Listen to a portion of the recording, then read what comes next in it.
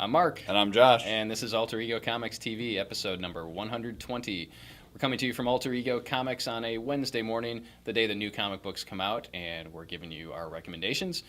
And we'll start with, we're going to change format just a little bit. We're going to narrow things down to one pick of the week per person, but also some runners-up. So my pick of the week this week is, drumroll please, The Wake by Scott Snyder and Sean Murphy.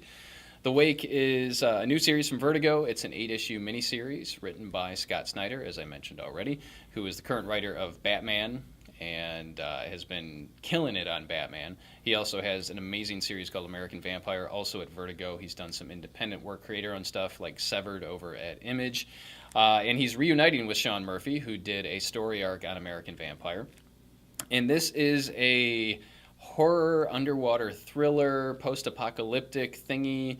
All of those words Snyder has used to describe The Wake. And because it's the first issue, we don't have a whole lot to go on.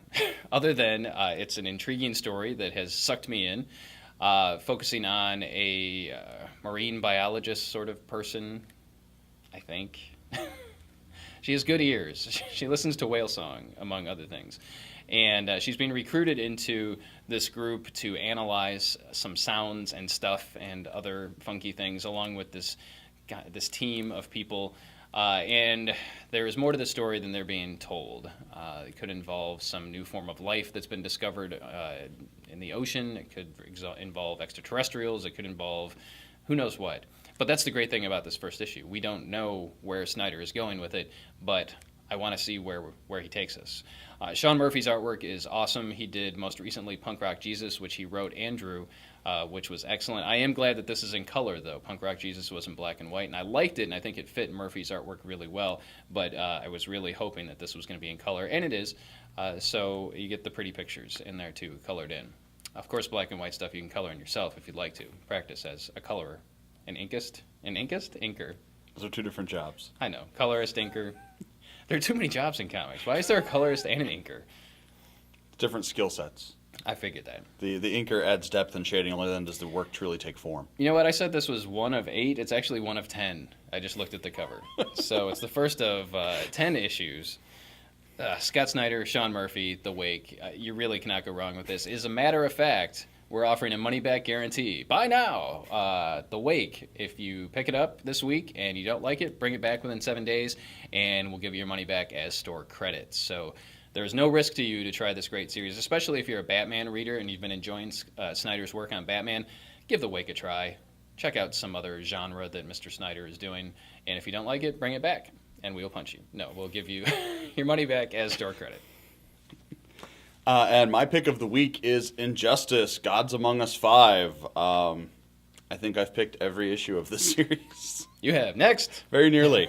No, it's great. The first issue, the kind of draw was the shock. They're setting up something that would cause Superman to go rogue and basically take over the world. And they came up with something very plausible where you understand why Superman would make that choice. And then they follow it, and it's heartbreaking to watch these characters, Superman, Wonder Woman, Cyborg, make choices that, while they totally make sense from the place where they're at emotionally and psychologically, are the wrong choices. To see Superman do wrong is really destructive to my psyche. But it's incredibly compelling to read, and to see Batman struggling against his friends to try and put them back on the right path, and to see dissension within the secondary ranks of superheroes, and it's just... Gods Among Us is an amazing DC book. Even if you never intend to play the video game, you don't give a crap at all about video games, Injustice Gods Among Us is something you should be reading if you're a DC fan. Next up for me is Adventures of Superman #1, and hey, Mr. Guy who said we don't talk about DC Comics anymore, 2 DC Comics in a row.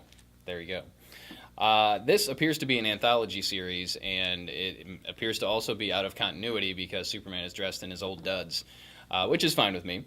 But the creators involved with this make it incredibly worthwhile. We've got 3 stories in here. One written by Jeff Parker with art by Chris Samney, which is...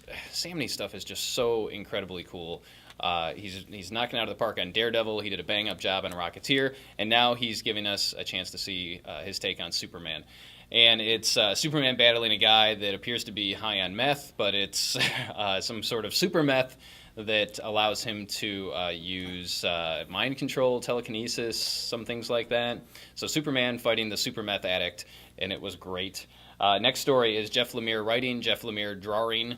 And Jeff Lemire's artwork isn't for everybody. Sometimes it's not for me. But the story, the writing is very cool. It's about two friends, probably third, fourth grade, that are playing, hero versus villain.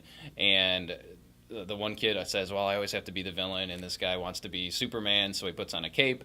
And you basically have these kids playing hero versus villain, switching Superman villains as they're playing, and then Lemire draws those scenes as if Superman is actually fighting those villains. So you get Superman versus Brainiac, Superman versus Lex Luthor, Superman versus Bizarro, and the whole time it's these kids, it's the dialogue that the kids are saying. So there's actually a scene where Superman's fighting Brainiac, that's what we see, but then the one kid says, I'm hungry, or Brainiac says, I'm hungry, and Superman says, well, you want to come back to my house for some leftover pizza, and it's awesome. And then the last story is written by Justin Jordan with artwork by Riley Rossmo, and Rossmo's artwork just blew me away with this. I haven't seen a lot of work by him, but it's very Scotty Young-esque, if you like those Scotty Young baby covers that he's been doing, or his work on the Oz books over at Marvel. Rossmo's work here looks a lot like that, and it's Superman versus Bizarro, and Superman actually takes the time to stop and try and understand what Bizarro is doing. He's trying to help people, but he's actually hurting them because he's Bizarro, and help means hurt. But it was a lot of fun, and you get a lot of bang for your buck with this one. It's a $3.99 book, 3 of those stories, and all of them were excellent. Next up this week, we've got 5 Weapons, Book 4, Nat the Gat. This continues the story of the young Shane Line as he attends the 5 Weapons school and basically fights his way through all the clubs. I love this book. It's a cool, the main draw to me is a cool Sherlock Holmes style protagonist who wins not because he's stronger, but because he's smarter, because he notices more and puts things together. And I really like the way it's developed. Initially, it looked like he was just going to outsmart each individual person, but it started to become more interesting than that. In the way the school's manipulating, you see a bigger picture, and they've really drawn it out into something I wasn't expecting at the start of the miniseries. Nearly over, 5 Weapons number 4, awesome. Finally, for me, we've got XMen #1. How many XMen #1s have we had in the last 20 years? This one is XMen #1, written by Brian Wood, artwork by Olivier Coipel. And this is the one we've been waiting for. This is the team made up entirely of female X-Men, X-women, if you will. And we have Jubilee, Rogue, Rachel Summers, Psylocke, who else? Storm and Kitty Pryde are the featured players here. But we do see some of the X-people around. It takes place in current continuity. The Jean Grey School for Higher Learning is the backdrop for a lot of this. And it's pretty to look at. It's Coipel who did House of M and has done Thor and some other great stuff. I really dig his artwork. And Brian Wood is no slouch in the writing department either. So we get to spend some time with these characters and let them shine instead of being overpowered by a lot of the male figures such as Wolverine, who is in every cotton-picking X-Men book, well, every book for that matter. And some of the other strong male leads. I mean, Cyclops, of course, is leading the Uncanny X-Men team. But this is a cool group, and it's a cool dynamic, and it kind of shows that they are all sisters, that the X-Men is a family, and these characters have all relied on each other for years and years and years. And so when Jubilee contacts them and says, hey, I need help, and oh, by the way, I have a baby, they go, oh? And we raise our eyebrows right along with it, and we're off and running along for the ride. So a new X-Men book is here. Definitely has a different tone and feel than some of the other books out there like All New X-Men or Uncanny X-Men. So add it to your pull list. Add it to your reading list of X books. You won't be sorry. And the last thing we think you need to know about this week is Punisher Warzone. This is actually the collected edition of the miniseries by Greg Rucka with art by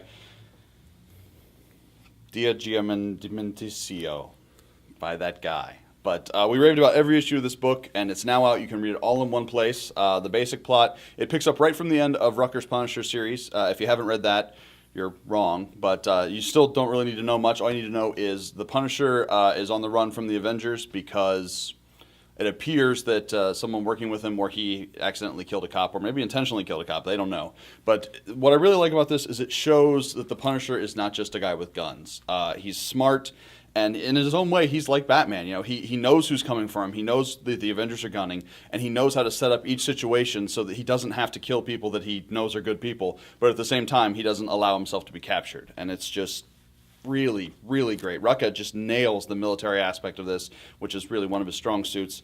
And it's one of the few Punisher books I really, really enjoyed. So Punisher Warzone out in trade this week. I second everything that Josh said. It is a must-read, must-buy. So there you have it. Those are our picks this week, our recommendations, and let us know what you're reading, what you like, what you don't like, what you wish you could see, what you want us to do besides arm wrestle.